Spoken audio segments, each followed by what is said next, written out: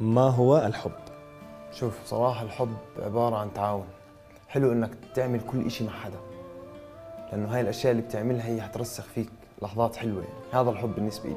ماذا يتطلب الحب ليكون قصة ناجحة؟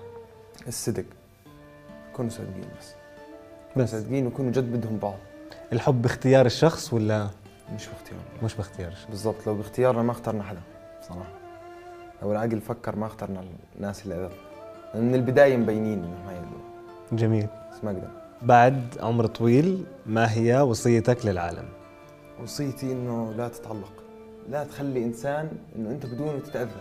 ما اتعلق بحدا، انا عادي بعمل اي شيء بس ما راح اخليك قطعه مني. يعني لما تروح تاذيني انا مستعد هسه اخسر نص اللي بعرفه.